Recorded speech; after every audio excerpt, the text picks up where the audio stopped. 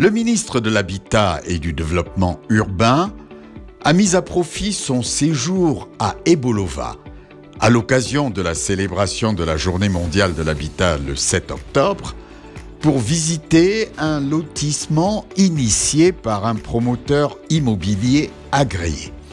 Elle était accompagnée de M. Anderson Ley, son collègue de la fonction publique et de la réforme administrative.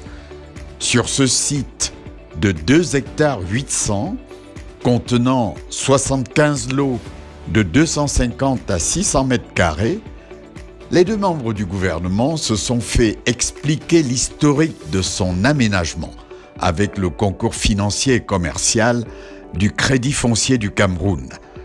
Le résultat de cet aménagement est ce plan de lotissement qui a fait l'objet d'approbation par toutes les parties prenantes, MINCAF, MINDU et la supermairie d'Ebolova. Et une fois le plan validé, madame les ministres, monsieur le ministre, j'ai pris la peine de contacter le Crédit foncier du Cameroun pour nous aider à aménager le site. Et l'aménagement consistait à faire des servitudes. Toutes ces servitudes sont exécutées. L'aménagement consistait à faire les servitudes. L'aménagement consistait à faire l'amener d'eau sur ce site et l'électricité. À ce jour, tout cela est fait, madame le ministre.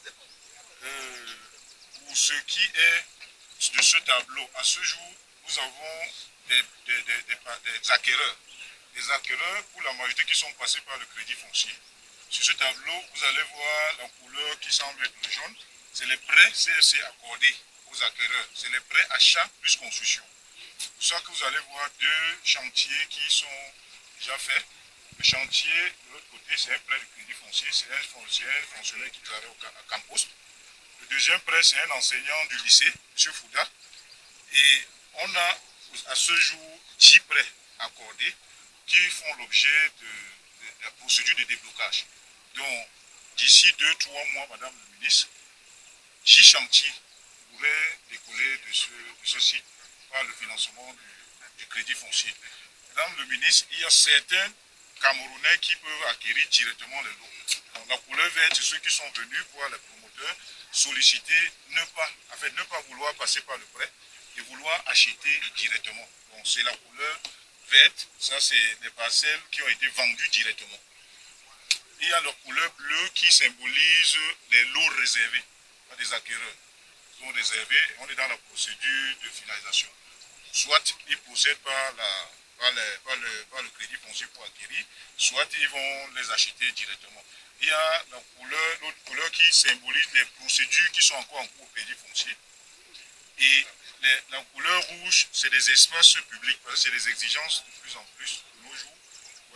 Pour un lotissement de plus de 5 hectares, obligé d'avoir des espaces publics qui peuvent accueillir des centres de santé, des marchés ou bien des espaces verts. Après cet exposé introductif du promoteur immobilier, des échanges riches en enseignements ont eu lieu entre les ministres, le maire de la ville d'Ebolova et le directeur général de la Maïtur présent lors de cette visite. Si je peux poser une question, c'est est-ce que vous avez des normes, un code d'habitat? Est-ce que vous avez le modèle de logement à construire? Je voudrais, peut-être le maire de ville, vous avez travaillé avec... Tout à fait, comme le ministre, nous avons travaillé, son dossier a presque abouti à la communauté urbaine, parce que nous l'avons accompagné pour l'obtention d'une autorisation de l'outil. Il y a eu un moment où nous avons émis certaines réserves qui n'a eu à corriger. Effectivement, le modèle, n'est-ce pas, de maison est inclus, n'est-ce pas, dans notre procès verbal. Et nous souhaitons, nous avons également proposé d'orienter les acquéreurs à la communauté urbaine pour l'acquisition des permis de bâtir. Et un accompagnement à bonne et due forme. Vous avez travaillé avec la Maïtur aussi en tant qu'aménageur national pour vous accompagner?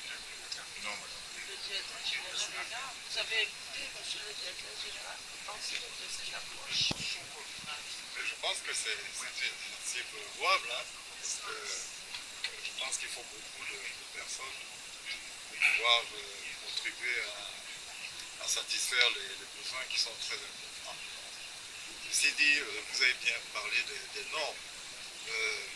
Il faudrait qu'on soit sûr que les personnes qui vont construire là construisent sur la base d'un modèle harmonisé, parce que c'est ça qui va faire un quartier.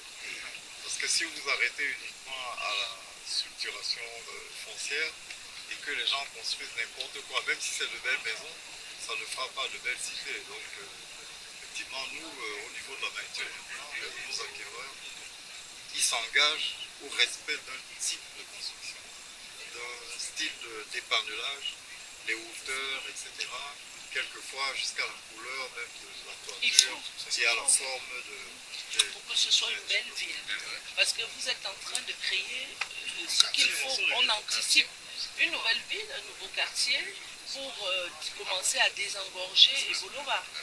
Et quand je vais avoir peut-être l'avis, il faut travailler avec ma lecture, avec le crédit foncier, le maire, la mairie de ville. Lorsque mes services techniques vont me dire le niveau de, je dirais, maturité, parce que cela suppose que vous avez imposé des normes, modèles. Est-ce qu'il y a eu des études géotechniques? Est-ce que il faut, si ça répond aux normes, nous allons vous accompagner en faisant les voies d'accès. Parce que c'est le rôle de l'État de vous accompagner à faire des voies d'accès pour que les personnes qui vont habiter dans ce nouveau quartier y trouvent les services essentiels de base. Vous avez dit, vous avez annoncé que vous avez fini en matière d'éclairage, en matière d'eau, d'amener d'eau. Donc j'ai vu comment on appelle, les bornes. Ça veut dire qu'à l'intérieur d'un titre foncier, il y a l'amener d'eau, il y a l'amener d'électricité. C'est fait. C'est vrai que l'amener d'électricité encore à 200 mètres d'ici pose une incompréhension avec INIO que j'ai souhaité relever à votre présence. Très bien, il faut nous poser tous les problèmes pour que nous, notre rôle, le rôle de l'État n'est pas de construire. Les agents immobiliers doivent accompagner l'État et les populations à accéder à l'autoconstruction et à des logements si c'est construit abordable et décent. Donc quand je vais demander à Madame le DHSPI, qui est d'ailleurs là, vous allez peut-être faire une petite séance de travail. Absolument. Tout ce qui a été fait. Vous dites où on peut appeler la route. Oui, Oui, les drainages, il y a des, comment on appelle, des fosses. Madame Zé, elle est même là d'ailleurs. Voilà. Madame Zé, Elle est les plus gros prescripteurs. C'est un promoteur immobilier satisfait qui se dit heureux de la rencontre qu'il a eue avec les autorités. C'est le sentiment de quelqu'un qui est très ému, qui est très heureux, qui est très honoré de voir son ministre de tutelle se déplacer sur son projet. Pour moi, ça a deux significations. C'est une reconnaissance, une confiance. C'est une confiance qu'elle a placée en nous et aussi une reconnaissance des efforts que nous déployons depuis que nous avons obtenu cet agrément. Pour nous, c'est une autre visibilité, une visibilité supplémentaire. Je suis convaincu que le gouverneur est descendu, le préfet, tout le parti administratif, politique de la région du Sud était sur ce site. C'est un grand honneur. Donc nous nous sentons, Jodès Immobilier et son équipe, très très contents et très honorés. Ceux qui ont déjà fait confiance à Jodès Immobilier, je leur dis déjà grandement merci. Parce que comme vous le voyez sur ce tableau, pratiquement 8000 mètres carrés sont déjà réservés ou vendus sur les 21 000 mètres carrés utiles. Donc nous disons grandement merci à ceux-là qui ont bien voulu nous faire confiance. À ceux qui sont encore en train de traîner les pas, je les invite à suivre les pas des autres, si vous nous permettez l'expression. Et cela est vrai sur ce site, cela est vrai aussi sur les autres sites dans d'autres villes du Cameroun. Parce que à Soua, au lieu dit Ebogo 4, nous avons un projet similaire. En Fou, dans l'arrondissement de Fou, nous avons un projet similaire au lieu du Médon 1. Donc à tous ceux-là, à tous Je les invite à suivre Jodès Immobilier pour avoir la possibilité d'avoir des terrains titrés, lotis, et qui respectent toutes les réglementations en vigueur en matière du lotissement. Les candidats à l'acquisition des lots sont également rassurés par cette visite ministérielle. C'est un collègue, pendant la pause, qui me parle du Crédit foncier du Cameroun et il me montre les procédures, comment faire pour acquérir le terrain au Crédit foncier. C'est comme ça que je me plonge dans des semaines de réflexion avec mon épouse. Et à l'issue de cette série de réflexions, ce collègue s'est engagé à m'aider à concevoir le dossier du Crédit foncier qui a pris un certain nombre de temps, ce qui a été fait. De nos jours, nous attendons la signature de la levée partielle pour acquérir le premier financement. J'avais un projet de construction. J'ai voulu aller prendre un prêt dans ma banque officielle à la CCA, mais j'ai en parlé à une de mes collègues, une ancienne. Elle m'a dit non, que d'aller là-bas, je peux te conseiller le crédit foncier, puisque nous, les enseignants, les salaires ne sont pas assez solides pour ça. C'est comme ça que je me rapproche du crédit foncier. Et puis, ils m'ont entretenu, on m'a expliqué comment ça doit se passer. Et puis, j'ai fait le dossier, j'ai déposé mon dossier, le plan de ma maison. Et ça fait 1 mois que j'ai eu mon accord de prêt. J'attends juste le financement.